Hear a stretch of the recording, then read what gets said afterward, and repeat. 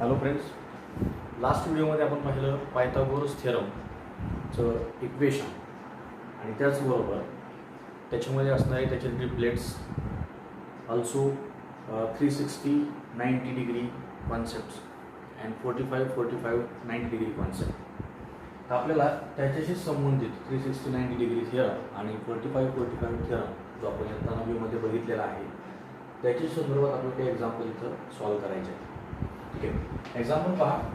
इथं सांगितलं आहे इन फिगर एक triangle A B C, angle B is equal to 90 degree, angle A is equal to 30 degree, value of A C is equal to 14, then find B C and A B and B C.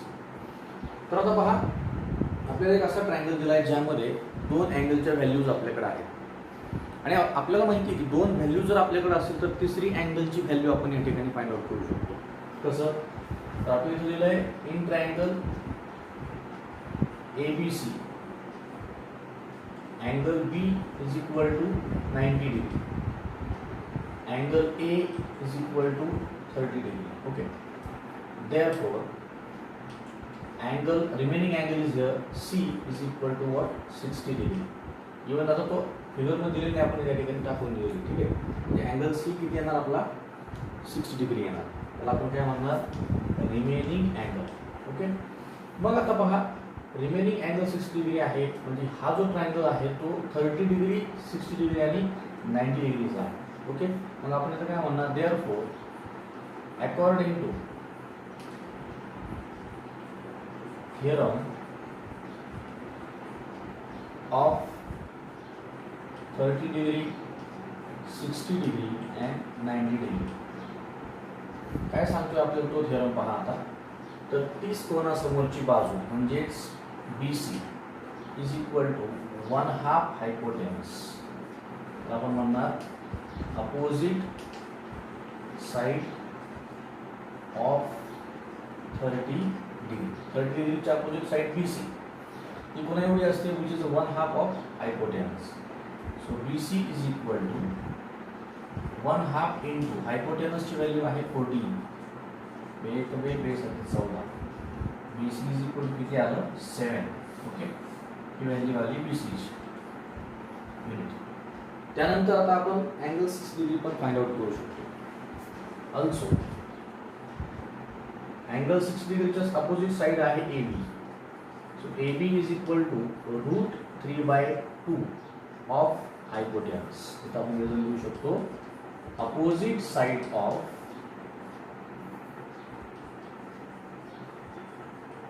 60 degree. Okay, मग opposite side of 60 degree which is √3/2 of hypotenuse. Therefore AB is equal to √3/2 into what is the value of AC 14. 2 1s are 2, 2 7s are 14, which means AB is equal to 7√3 unit. ही कशाची value आली AB ची value आली. Okay, त्याच्या अगोदर पण आपण असं एक एक्झाम्पल या ठिकाणी घेतलं होतं. तसं आता आणखीन एक एक्झाम्पलमध्ये आपल्या लक्षात आलं की जर आपल्याला एखाद्या ट्रायंगलच्या व्हॅल्यू 30 60 90 असतील तर त्याच्या प्रॉपर्टीनुसार आपल्याला एक व्हॅल्यू जरी माहीत असेल तर रिमेनिंग 2 व्हॅल्यूज आपण त्याच्यामध्ये फाइंड आउट करू शकतो. रिमेंबर हिअर आपल्याला प्रॉपर रिझन जे आहे ते द्यावे लागतील बिकॉज प्रॉपर रिझन हे इसेन्शियल्स असतात, त्याचे मार्क्स कन्सिडर केले जातात. त्याच्यामुळे आपण हे रिझन्स या ठिकाणी विसरणार नाही आहेत. इव्हन दॅट जर आपल्याला साईन इथं कुठलं नसेल म्हणजे युनिट जर नसेल सेंटीमीटर मीटर वगैरे तर आपण या ठिकाणी युनिट असेल तर कन्सिडर करणार. ओके, तर अशा पद्धतीनं जर एक साइड आपल्याकडे असेल तर उरलेल्या 2 साइड आपण अशा काही प्रॉपर्टीनुसार फाइंड आउट करू शकतो. ठीक आहे, see here next example. In figure triangle ABC, segment AD perpendicular segment BC, angle C is equal to 45, BD is equal to 5 and AC is equal to 8√2. They find AD and BC. आपल्याला पहा एक असा triangle दिलेला आहे ज्यामध्ये AD is perpendicular to BC आणि काही ठराविक अँगलची व्हॅल्यू अँड साईडची व्हॅल्यू आपल्याला दिलेली आहे. तर मग आता याच्यामध्ये आपल्याला ज्या साईड्स विचारलेल्या आहेत त्या कशा काढायच्या तर AB आणि BC या 2 साईड्स आपल्याला या ठिकाणी विचारलेल्या आहेत. BC साईड आपण काढू शकतो. Y? Because BDC which are linear okay, that's why आपण इथं ॲडिशन केली की आपल्याला काय सापडेल, बी सी. इथं म्हणता येईल आपल्याला B C is equal to B D plus D C. Why? Because B dash D dash C. Therefore, BC is equal to 5 plus 8. Therefore, BC is equal to how much? 13 unit. Okay? तो आपल्याला एक value या ठिकाणी मिळाली. त्यानंतर आता आपण दुसरी व्हॅल्यू फाइंड करणार आहे जी आहे AD. मग आता AD कशी फाइंड होणार आहे, तर AD व्हॅल्यू हे ट्रायंगल मधून एका साइडची आहे, जो इथे एक राईट अँगल दिसतोय, ज्याचा आपण राईट अँगल ट्रायंगल असं कन्सिडर करू शकतो. मग आपण हा ट्रायंगल इथे घेऊया. In triangle ADC angle D is equal to 90 degree. Why angle D is 90 degree? Because of here. Okay? तर AD perpendicular to BC. That's why it is 90 degree. त्यानंतर angle C जो आपल्याला दिलेला आहे तो आहे angle C is 45 degree. Therefore, what is the remaining angle of the given triangle? जो आहे DAC तो किती 45 degree. Why? Because 90 plus 45 plus 45 is equal to 180 degree. तर आपण काय म्हणणार रिमेनिंग अँगल. मग आता आपल्याला इथं रिमेनिंग अँगल 45 मिळाला, याचा अर्थ हा जो ट्रायंगल आहे तो 45 45 90 डिग्री प्रॉपर्टी दाखवतो. मग आपण इथे रिझन देणार आहे according to property of 45 90 degree theorem. Okay, मग काय सांगते ती प्रॉपर्टी आपल्याला, तर ती प्रॉपर्टी सांगते AD is equal to BC. दोन्ही अँगल सेम आले, ठीक आहे. मग हे जर दोन्ही अँगल सेम असतील तर AD ची व्हॅल्यू पुन्हा एवढी असेल, DC एवढी असेल, इज इक्वल टू AD ची BC ची व्हॅल्यू किती आपल्याकडे 8. सो फायनली आपल्याला मिळालं AD is equal to 8 unit. Okay, तर आपल्याला इथं ही व्हॅल्यू मिळाली AD ची 8. ठीक आहे. आता ह्या व्हॅल्यू दिलेल्या आहेत बट नॉट नेसेसरी, कारण आपण गिवन व्हॅल्यूजच्या थ्रू किंमत या ठिकाणी फाइंड आउट करू शकतो. ठीक आहे. See the next point of this chapter is similarity and right angle triangle. Similarity आपण पहिल्या चॅप्टरमध्येच पाहिलेलं आहे. सिमिलर ट्रायंगल कसे असतात, कोणत्या टेस्टनुसार ते सिमिलर असतात.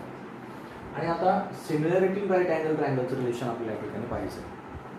त्यासाठी आपली इथं प्रॉपर्टी आहे, थेरम आहे, जो आपल्याला सांगतोय की in a right angle triangle, म्हणजे एखाद्या राईट अँगल ट्रायंगलमध्ये जर altitude is drawn to the hypotenuse, then the two triangles are similar to the original triangle and each other.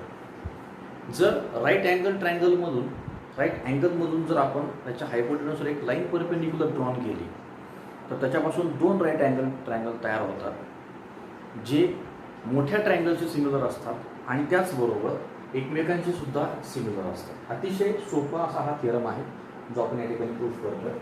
C according to the given statement here आपण एक छोटी figure इथे draw करूया. Let this one is triangle ABC.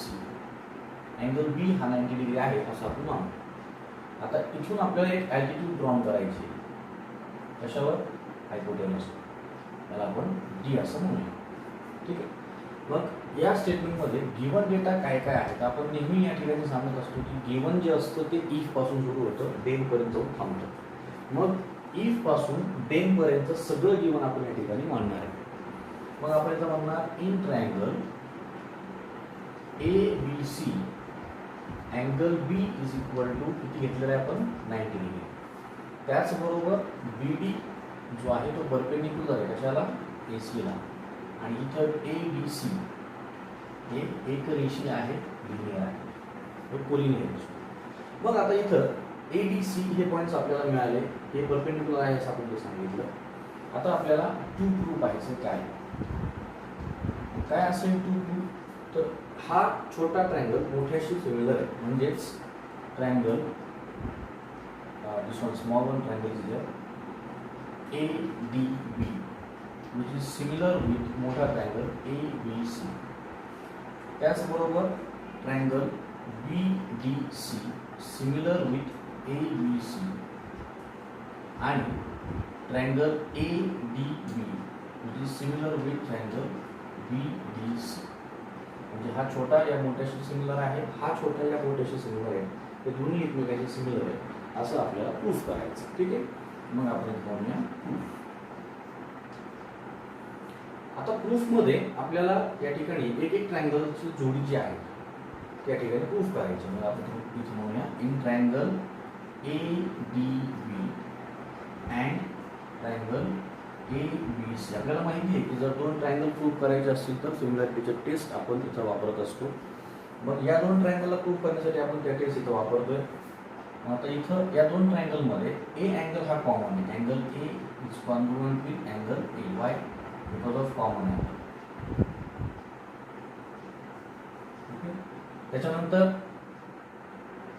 या दोन angle तो common झाल्यानंतर आता अँगल B आणि D हा 90 डिग्रीज आहे. Angle D which is congruent with B. Why? Because of each of 90 degree. मग आता या दोन ट्रायंगल मध्ये आपल्याला दोन अँगल्स कॉन्ग्रुएंट मिळाले. म्हणजे कोणती टेस्ट मिळाली? AA taste. ओके, मग आपण इथं म्हणणार therefore triangle this one ADB which is similar with triangle ABC. AA test of similarity. तर आपण इक्वेशन फर्स्ट असं कन्सिडर करू. ठीक आहे. सिमिलरली आता याच पद्धतीनं आपल्याला हा एक ट्रायंगल आणि मोठा ट्रायंगल जर दाखवता येतो. इथे म्हणूया वी कॅन डू दॅट. काय प्रूफ करणार आपण सिमिलरली या पद्धतीनं? Triangle BDC similar with triangle ABC. पहिलं जसं प्रूफ केलं तरच ते प्रूफ करणार आहे, तेच रिझन असणार आहे.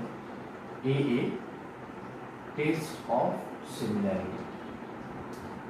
ओके, मग आता आपल्याला इक्वेशन 2 मिळाली जे दोन्ही पण सिमिलर आहेत. मग ट्रायंगल फर्स्ट इक्वेशन मध्ये ABC हा याच्याशी सिमिलर आहे. सेकंड इक्वेशन मध्ये ABC दुसऱ्या ट्रायंगल सिमिलर आहे. म्हणजे ट्रान्सटिव्हिटी सांगतो आपल्याला की हा याच्याशी कसा असणार आहे? सिमिलर असणार आहे. Therefore we can say here that triangle ABB which is similar with triangle BDC from what? First and second. First equation मध्ये आपण पहिलं प्रूफ केलं, सेकंड इक्वेशन मध्ये आपण सिमिलर त्याच पद्धतीने प्रूफ केलं आणि थर्ड इक्वेशन मध्ये दोन्हीला कंबाईन केलं की आपल्या लक्षात येतं की दोन्ही सुद्धा एकमेकांशी कसे आहेत? सिमिलर. अशी ही एक सिंपल प्रॉपर्टी आणि सिंपल पद्धतीने आपल्याला प्रूफ करता येते.